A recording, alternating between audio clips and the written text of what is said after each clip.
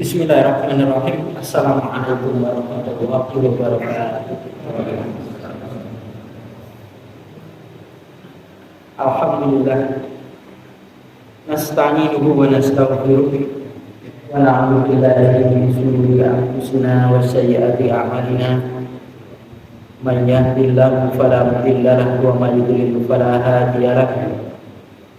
Asyhadu an la ilaha illallah wa asyhadu anna Muhammadan abduhu wa rasuluh.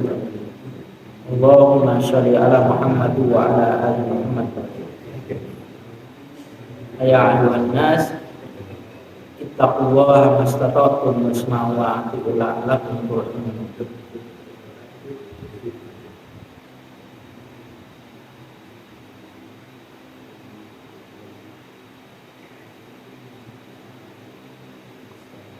Bab dzikri wa du'a, bab zikir dan doa di kitab Marom malam hari ini. Terakhir telah saya bacakan di hadis yang ke 1354.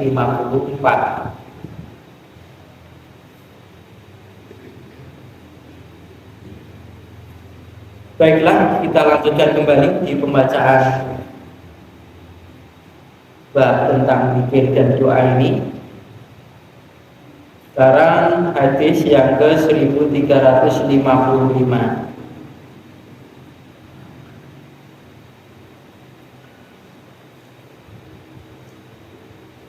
Wa an Abi Musa al-Asy'ari radhiyallahu anhu qala Rasulullah sallallahu alaihi wasallam, ya Abdullah bin Qaisin,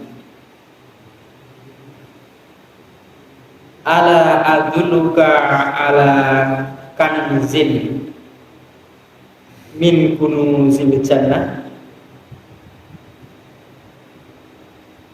Dari Abi Musa al-Asy'ari radhiyallahu anhu berkata, dia telah bersabda Rasulullah sallallahu alaihi wasallam, wahai Abdullah bin Qais, ala adulluka, adakah mau engkau itu saya tunjukkan ala kanzin min kunuzil jannah, dari simpanan, atas simpanan dari simpanan-simpanan jannah.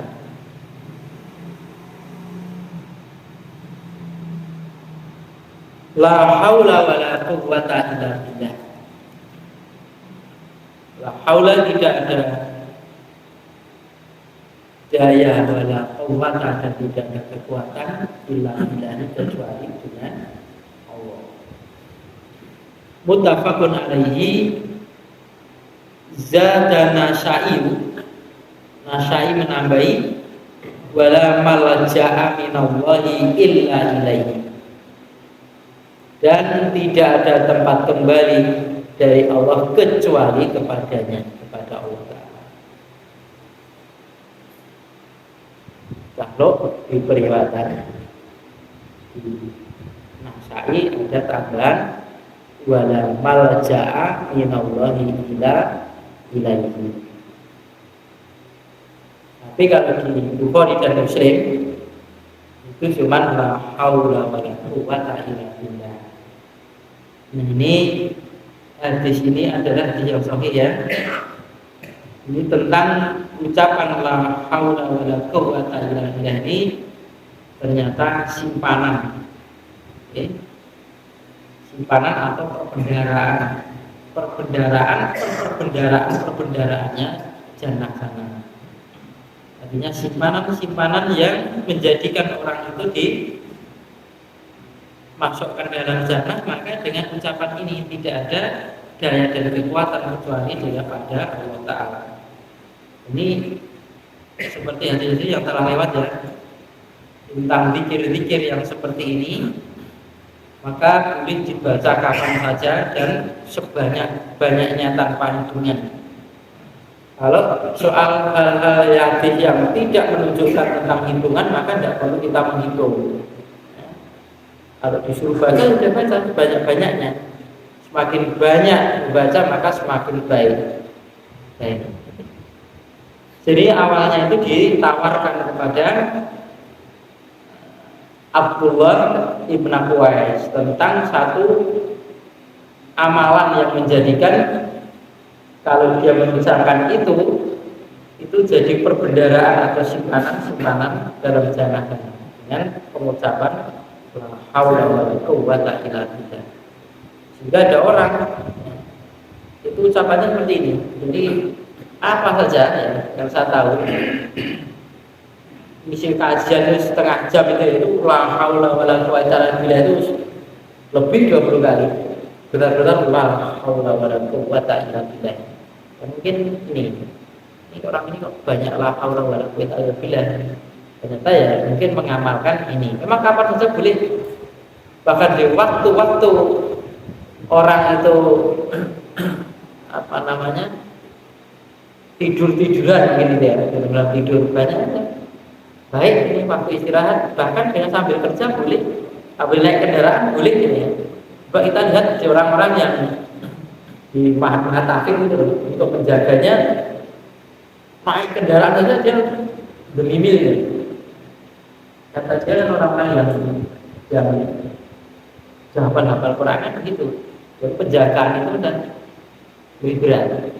Prakteknya anak-anak yang cimat itu yang dibuka 30 juz itu kan dia menghafal misalkan setoran 1 juz itu ya, ditambahkan lagi dia setoran itu yang 1 juz itu lewatnya lagi, banyak yang terlupakan lagi.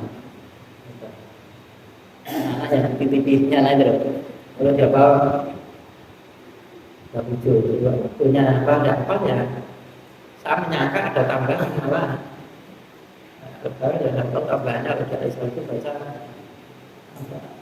Ibnu Katsir misalkan tambahannya itu Ibnu Katsir tak jilid atau 2 jilid baru baca tafsir itu. Jadi kalau pernah di Iskarimah ini Iskarimah anak-anak mahad di Iskarimah itu kalau jajan keluar di warung-warung itu juga sela-sela dia sama temannya makan itu juga kan pengulangan hafalannya karena memang menjaga hafalan itu malah lebih lebih sulit ini daripada menghafalkan. Apalagi kalau sudah setoran secara penuh, masya Allah. Maka kalau tidak banyak meminta kepada Allah Taala ya, Allah. Dan jelas la haula wala quwwata illa billah ini adalah ucapan-ucapan yang menjadikan simpanan-simpanan di 1356. Jadi bisa diamalkan ya hadisnya sahih. Wa an Nu'man bin Bashar radhiyallahu anhu ani Nabi sallallahu alaihi wasallam qala inna du'a awwal ibadatu rawahu arba'atu wa sahahahu Tirmidzi wa lahu min hadisin Anas radhiyallahu anhu marfu'an bil lafzi ad-du'a mukhul ibadah wa lahu min hadisi Abi Hurairah radhiyallahu anhu rafa'ahu laisa syai'un akrama 'ala Allahi minad du'a wa sahahahu Ibnu Hibban wal Hakim. Jadi hadis dari Nu'man bin Bashar ini, ya mudah-mudahan orang meridai keduanya dari Nabi Shallallahu Alaihi Wasallam, beliau bersabda, sesungguhnya doa, buat dia doa tadi adalah ibadah. Jadi orang berdoa berarti ibadah, sedang beribadah ya. Ibadah itu adalah seseorang yang munajat untuk mendekatkan diri pada Allah Taala atau meminta kepada Allah Taala. Seperti sholat itu. Sholat itu kan masuk ibadah yang khusus isinya bacaan sholat itu kan mengagungkan Allah ya, meminta kepada Allah isinya kan itu saja pengagungan pada Allah dan meminta kepada Allah Ta'ala doa-doa dan apa ya itu tadi pengagungan asma Allah Ta'ala. Kemudian dalam Sahihnya Tirmidzi kalau tadi dari Imam yang 4 ya dan Tirmidzi menganggap hadis sahih dan padanya Tirmidzi dari arah hadisnya si Anas yang hadis ini marfu terangkat dengan lafaz ad-du'a mukhul ibadah. Doa itu adalah otaknya ibadah. Ya artinya kalau orang beriman tidak berdoa itu ya itu tadi berarti orang yang kehilangan otaknya. Ya, karena doa itu merupakan satu muhul otaknya, puncaknya atau otaknya ibadah. Kemudian padanya itu juga ada hadis yang dari arah Abu Hurairah radhiyallahu anhu. Hadis pun ini dengan mengangkatnya ya, terangkat hadis ini, laisa syai'un akrama 'ala Allahi ila du'a. Jadi tidak ada sesuatu yang lebih mulia pada Allah, atas Allah dibanding dengan doa. Jadi orang berdoa itu orang yang mulia di hadapan Allah Ta'ala. Semakin banyak orang berdoa kepada Allah Ta'ala itu semakin mulia dia. Semakin banyak meminta kepada Allah Ta'ala justru semakin dimuliakan oleh Allah Ta'ala. Oleh sebab itu ya para nabi pun juga banyak doa. Rasulullah itu orang yang insya Allah termulia-mulianya orang dan pasti masuk jannah, doanya insya Allah tidak lebih, tidak kurang dari 70 kali tiap hari. Bahkan di hadis lain itu tidak kurang dari 100 kali minta kepada Allah Ta'ala. Dan Rasulullah itu kan apa namanya, boten tego. Maka kan dalam sejarah kan jarang dia membaca surat tabat ya, itu kan jarang karena menyinggung saudaranya masuk neraka walaupun musik dia. Tapi Rasulullah sendiri karena tidak tega ya masuk neraka, kan sebutan yang insya Allah ada ayat, satu ayat itu meriwayatkan atau menceritakan tentang perihal seseorang yang nantinya akan begini karena perbuatannya begini. Dan itu termasuk saudaranya sendiri. Jarang dia baca satu. Itu mentolol. Nah, buat kita karena doa ini termasuk daripada ibadah, maka ya karena ibadah ya harus sesuai dengan aturan. Tidak lantas seperti orang-orang yang di sana-sana itu. Kok elek dongo ya. Ya ada jeleknya juga doa itu kalau tidak sesuai dengan aturan. Meskipun doa itu adalah bebas ya. Bebas. Minta apa saja, minta dunia itu boleh. Minta dunia itu boleh. Ya tidak boleh kan minta sesuatu yang haram ataupun yang salah maksiat. Asal halal boleh. Kalau tidak malu ya. Kalau tidak malu, minta dunia itu boleh. Itu orang-orang beriman, dunia masih minta, tidak diminta saja dikasih. Oh, itu jahat kan? Jadi kan, akhirat dunia sudah ikut terima. Maka tidak perlu. Bahkan ada bagian-bagian orang yang sebenarnya itu sudah kebolehan tapi dia tidak melakukan, termasuk Nabi Ayub. Ketika sakit yang luar biasa, dia tidak minta sembuh. Enggak sembuh. Bahkan cuma dia mengatakan animasan yang dulu wa anta arhamur rahim, itu saja. Saya terkena kemudaratan ya, terganggu setan lah maksudnya itu. Itu kena madorot, sedangkan gue itu maha welas, maha asih. Itu saja. Dan walaupun minta sembuh itu juga sebenarnya bunyi. Ya, bunyi tapi tidak. Karena ya itu tadi letak kesyukuran kepada Allah Ta'ala itu disebutkan orang Nabi itu ala kulli hal. Jadi segala bentuk keadaan apapun harus bersyukur kepada Allah Ta'ala meskipun sakit. Justru kita menengok orang sakit itu kita mendoakan orang sakit, kita pun juga minta doanya orang sakit. Karena ketika orang sakit itu berdoa, insya Allah mustajab. Ya. Saya sakit kok tidak kamu menjenguk kan gitu. Artinya Allah dekat dengan dia. Di samping kita juga mendoakan orang sakit, ini yang awal ini, yang pertama menjenguk orang sakit dan kalimat itu juga. Maka doa itu masya Allah. Kalau tahu sejarahnya Imam Bukhari ini, Allah ya, seorang ibu ya, didoakan terus bertahun-tahun akan menjadi Allah yang besar sekali. Bagaimana perjuangan ibunya Imam Syafi'i itu juga perjuangan yang masya Allah, doanya tak putus-putus ya, tangan ya, mengangkat tangan mereka kepada Allah Ta'ala. Bahkan nanti akan kita lewati hadis ya, ya Allah itu malu kalau hambanya itu mengangkat tangan berdoa, dia menurunkan tangannya kok Allah tidak mengabulkan doanya, kok menurunkan tangan kok gampang itu, oh malu sampai seperti itu. maka banyak-banyak berdoa. Ya. Wa an Anas radhiyallahu anhu qala Rasulullah sallallahu alaihi wasallam ad-du'a'u bainal adani wal iqamati la yuraddu. Akhrajahu Nasa'i wa ghairuhu wa sahahu Ibnu Hibban wa ghairuhu. Dan dari Anas bin Malik radhiyallahu anhu qala bersabda Rasulullah sallallahu alaihi wasallam, doa di antara adzan dan iqamah tidaklah ditolak. Artinya ya dikabulkan ya. Nah, di sini diriwayatkan oleh Nasa'i dan selainnya juga disahihkan oleh Ibnu Hibban dan selainnya. Jadi di antara waktu jeda antara adzan kemudian adzan dan iqamah ini, maka kalau misalkan imam tidak segera berdiri atau belum datang, ya, maka justru ada kesempatan. Ya, di tempat saya anak biasanya kan imam belum muncul di komati, akhirnya imami dan tadi dibelingi imami ya, kemudian ada imamnya belum datang kok komati aja. Imamnya sholat sunahnya di rumah karena dekat loh. Dan kok akhirnya bingung, mati suwi, iya begini. Mau maju udah diamanai lagi.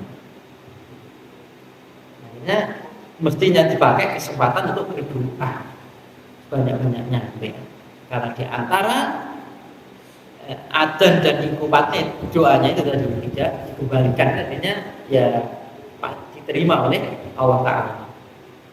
Sampai doa setelah adzan itu ya, kemudian doa-doa yang lain, doa-doa yang lain. Banyak doa permintaan kita banyak, persilahkan. Kita kan punya Allah Ta'ala, kenapa kita bingung ini? Ya, bingung. Ada sesuatu yang kita minta tolong kepada manusia, itu manusia tidak bisa berbuat, kita saja kepada Allah Ta'ala. Setiap perbuatan, kalau sudah manusia itu sudah tidak bisa berbuat apa-apa, nanti Allah akan turun sendiri. Maksudnya kan seperti itu. Kenapa kita Allah tidak turun sendiri? Karena masih ada orang-orang yang membantu satu sama lain, sampai masih bisa. Kalau sudah ada, Allah turun tangan. Taruhlah di Palestina nya. Sudah muslimin tidak ada berjuang, tidak. Allah akan turun sendiri dan akan menghilangkan amalan-amalan orang-orang itu tadi. Diberi kesempatan untuk ya bisa ke sana, yang ada kemampuan ke sana, maksudnya di sana itu hanya kemampuan perang, bukan di sana cuma liga kalau staf perang iso ngangkat senjata iso nyekel bedil belum pernah satu rumah kita. Pokoknya suasana perang. Kalau mau ke sana ya harus latihan dulu, fisik juga perlu latihan. Maka bentuk apa saja kalau untuk menguatkan badan ini, bukan fisik ini, mungkin olahraga buat kita ini, maka niatkan. Ya, niatkan untuk sabilillah, untuk menguatkan badan ini, untuk ngedenteni musuh lah. Ya, musuh didenteni. Memang harus ditakut-takutin musuh. Perlu diketakuti ya diketakuti. Musuh kan menakut-nakuti musuh itu kan berpahala, bukan malah berteman akrab dengan musuh, tidak seperti itu yang memusuhi muslim.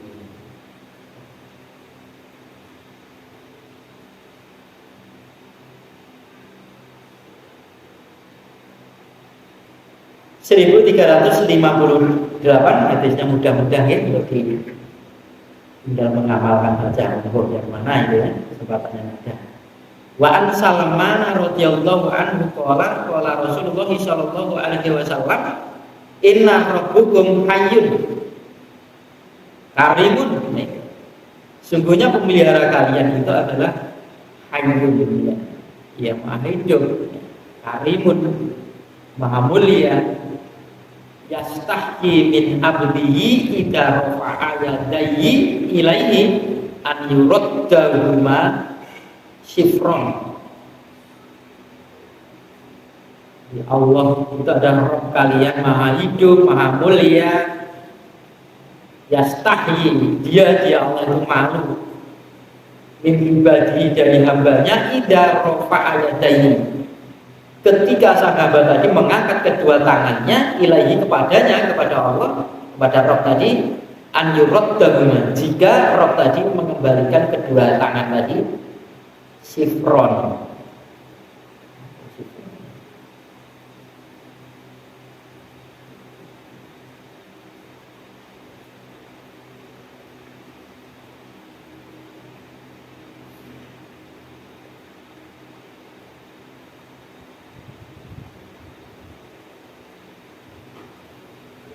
Sifron itu hampa bahasa kita ya. Dalam keterangan itu hampa, sia-sia namanya, sia-sia.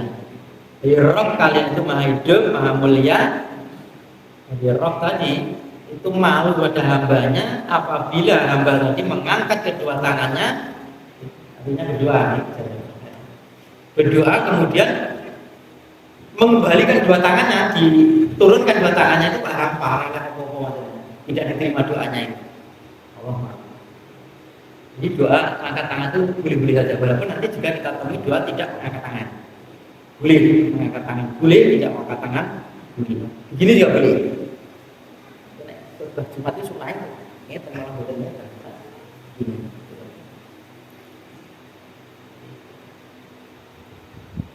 Apa namanya? Tapi itu khotibnya, khotib. Bahwa maka yang sunnah itu sebetulnya dalam sholat Jumat itu khotib imam itu satu, tidak gantian. Sholat Idul Adha, Idul Fitri begitu. Dalam sejarah tidak terjadi.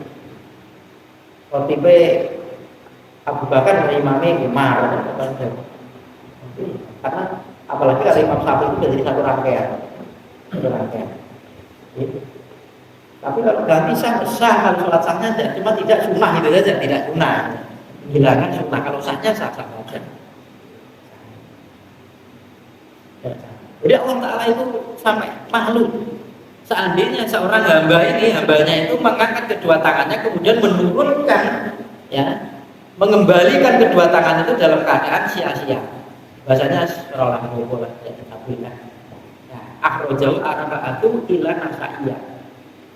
Wa sohalu hakim menganggap di sini hadis ya. Jadi doa mengangkat tangan itu persilakan. Boleh saja. Enggak boleh. Jadi kalau ada yang tunggu orang angkat tangan, dia punya dalil sendiri. Tunggu orang angkat tangan, dia punya dalil sendiri. Dan ini pentingnya ngaji begitu, bisa menghormati satu sama lain karena sama-sama berdalil. Tapi kalau tidak ngaji ngotot. Orang di dalam kajian tadi sore tadi di tempat saya ada kajian soal ini. Nah, orang bertanya soal berkorban atas nama orangnya, berkorban orang yang sudah meninggal. Waktu itu si eneng, dia tetap mau tetap menjadi putus pokoknya. Dia ini kan jadi kita lama kalau mungkin sedekah orang mati justru malah ada dalilnya, tapi kalau korban untuk orang yang meninggal lah ini, kalau dikatakan sedekah ya bukan korban itu. Karena kalau sedekah itu saya sedekah air misalkan, sedekah air 1 gelas, maka saya tidak boleh minum. Karena tidak boleh orang sedekah itu kembali kepada dirinya sendiri, meskipun dibeli. Orang sedekah baju misalkan, ambil kita sedekah kan tak jalurnya tidak boleh, tak tukune tidak boleh. Sedekah saja. Nah kalau korban bisa makan, masa korban dianggap sedekah? Berarti tidak boleh makan, padahal korban itu ada hak orang yang berkorban itu makan korbannya sendiri. Maka bapak-bapak panitia juga begitu. Bagi yang korban itu diberi haknya. Kalau mau ngambil, bukan wajib berhak. Tidak mau ya tidak. Untuk dia memakan daging korbannya sendiri. Kalau itu dianggap sedekah kan tidak mungkin. Sedekah pakai tangan dulu ya. Bisa makan. Apa yang harus diluruskan ya, kalau ada orang yang berkorban atas nama almarhum. Lah mending anaknya korban kalau dia nanti orang tuanya sudah meninggal itu dia muslim mendapatkan pahala dari anak yang soleh ini, melanjutkan kebiasaan orang tuanya mungkin dulu sering berkorban. Malah bisa jadi seperti itu. Ini anak sama ya. Nah, bahwa kalian ya, jangan sampai sesuatu itu berbuat itu sia-sia. Allah saja izin hamba itu jaluk masuk melorot ke tangannya kok ora entuk apa-apa lagi. Asal perlu ngaji karena doa ibadah harus sesuai dengan aturan. Dosa doa tidak tahu dikabulkan bertahun-tahun. Bagaimana cara doanya? Oh, doa ibadah. Kalau disebutkan ibadah berarti harus menurut tuntunan yang ada. Ya, harus ada dalil. Itu kalau mungkin bahasanya mengaji dengan ada dalil. 1359 wa an Umar radhiyallahu anhu qala kana Rasulullah sallallahu alaihi wasallam idza madda yadayhi fid du'a lam yurad dahuma hatta yamsaha bihima wajhahu akhrajahu Tirmidzi wa lahu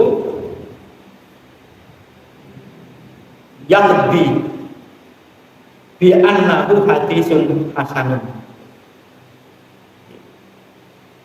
Dari Umar radhiyallahu anhu qala karena Rasulullah sallallahu alaihi wasallam adalah Rasulullah sallallahu alaihi wasallam idza madda yadayhi fit du'a, apabila beliau itu memanjangkan, ya madda itu memanjangkan, menjulurkan kedua tangannya pada doa, lam yuradduhuma, beliau tidak mengembalikan keduanya tadi hatta yamsaha bihima, sehingga beliau itu mengusapkan pada kedua tangannya itu tadi wajhahu, akan wajahnya. Jadi berdoa gitu Pak. Ini dalilnya saudara kita. Walaupun hadis ini banyak pembicaraan. Oke, banyak pembicaraan. Paling tidak ada hadis yang menganggap hadis ini hasan. Hasan. Ini termasuk ini.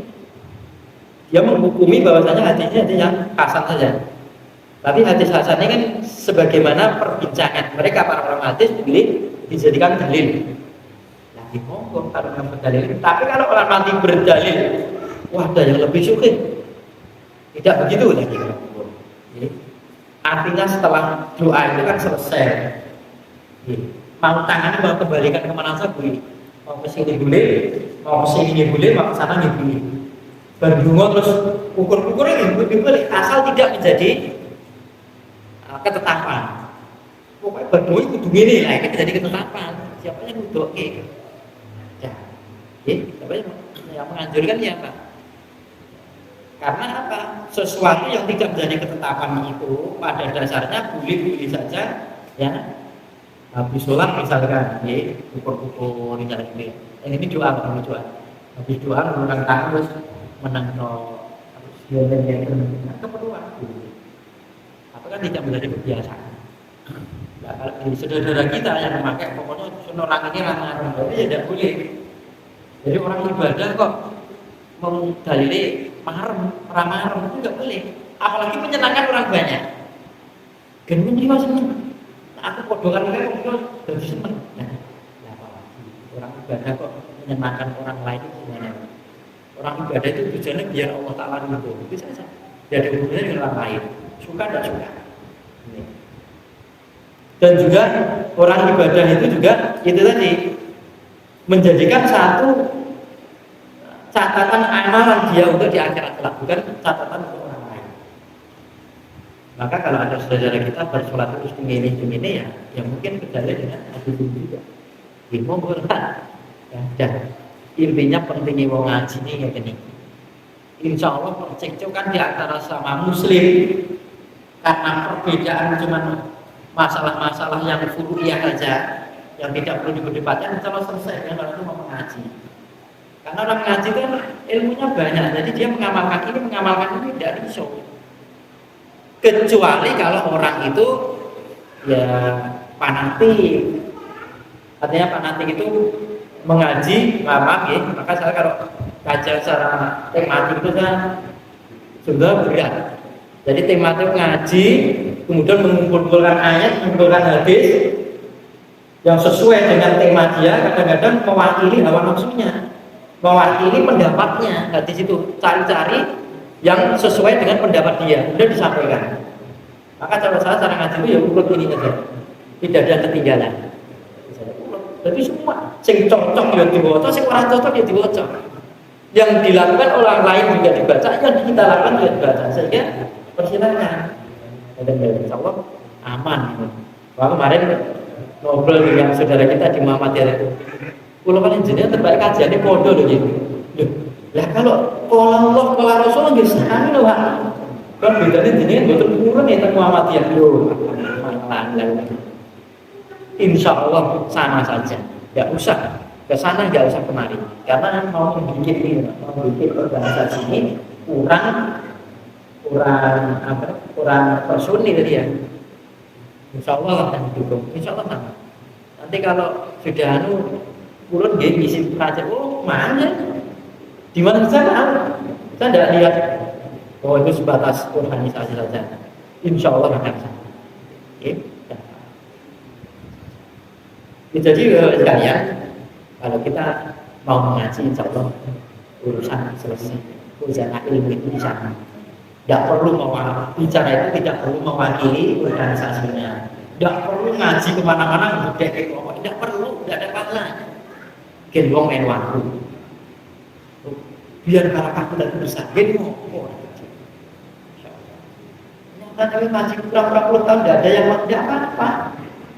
Yang penting sudah apa yang disampaikan kalau Allah kalau Rasul itu tersampaikan. Orang mau enggak bukan urusan kita lah. Bukan kita. Kalau saya sudah begitu. Tidak lantas yang wajib banyak itu bangga itu. Wakeh ngaji sama kita. Ya, terus ngopon akeh. Semua ngaji semit terus ngopon. Sama. Maka rahmatnya Allah, pahalanya Allah itu seperti air hujan. Kita sampaikan. Orang belum ngedai, tidak mau ngedai urusan dia. Kita sudah melepaskan tanggung jawabnya. Punya ilmu disampaikan sudah, kan sudah lepas. Mau tidak mau bukan urusan kita. Bapak sekalian, jangan sampai kita kemana-mana itu kita itu mewakili perkelompokan atau mewakili organisasi saja. Dan niat bismillah untuk mengembangkan aturan agama Allah Ta'ala. Sering kalau di rapat yayasan itu jangan sedikit-sedikit itu alaf-alaf, jangan sedikit. Yayasan kan alaf, jadinya alaf-alaf itu apa? Enak gembira tidak rasul. Enak kalian boleh tidak rawan ini apa nih? Kecuali kalau ada tulisan Arab ayat-ayat Allah. Ingat, foto dari apa? Disimpan-simpan dalam. Jangan dijadikan itu gila.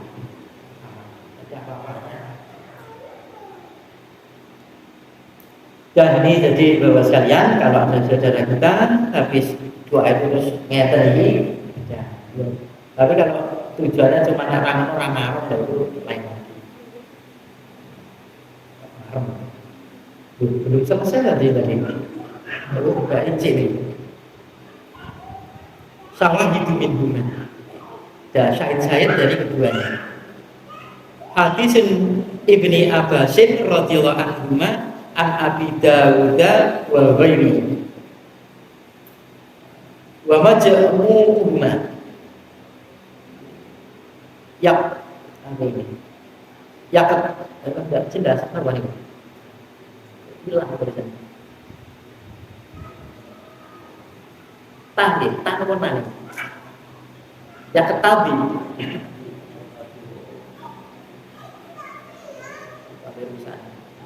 yang tadi anakku hadis hasan.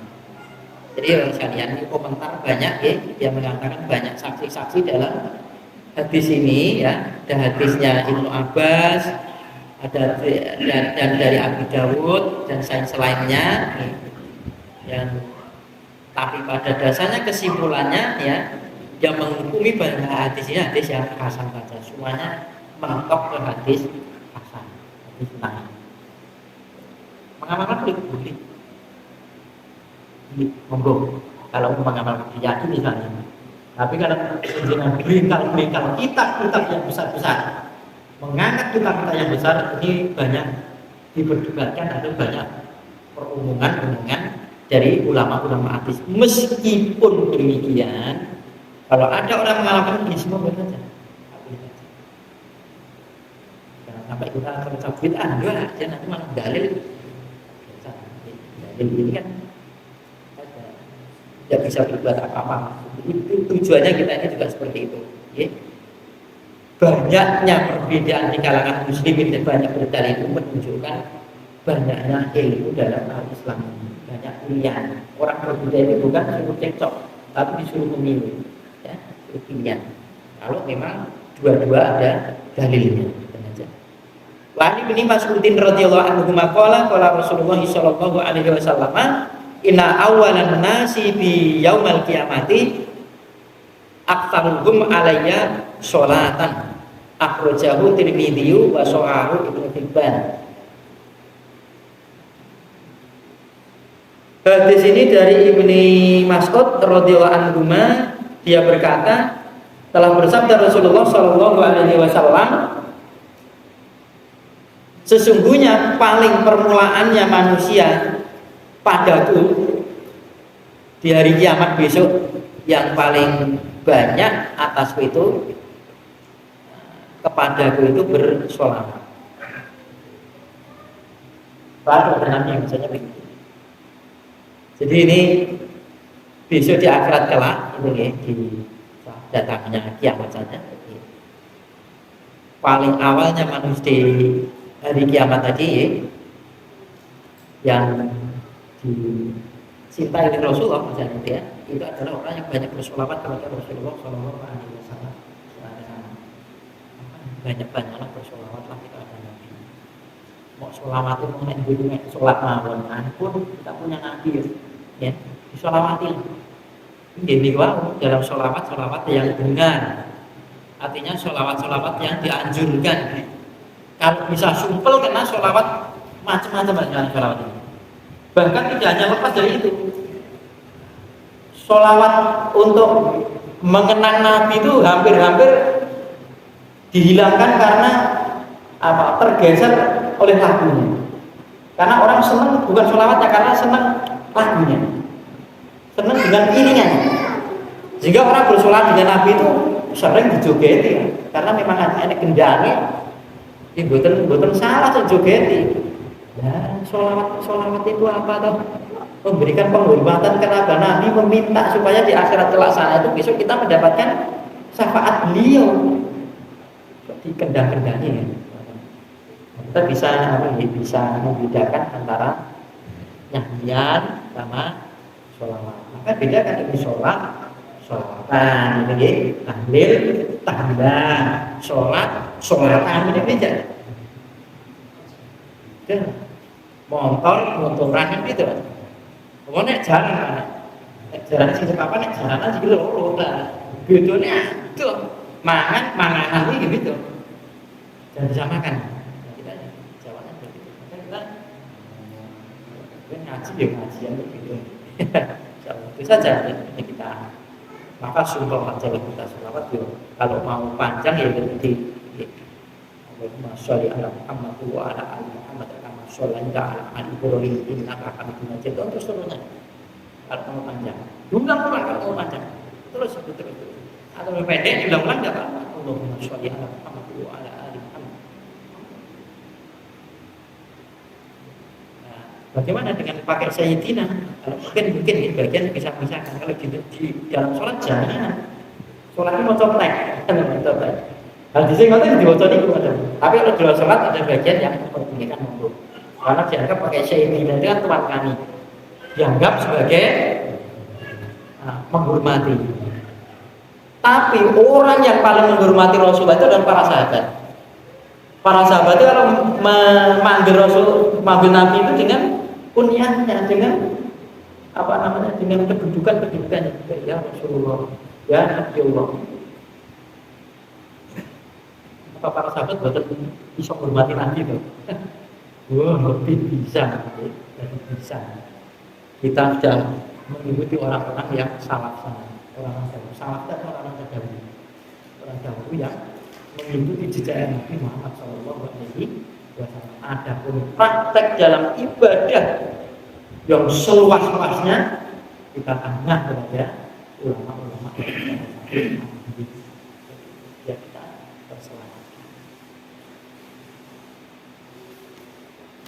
Komentar.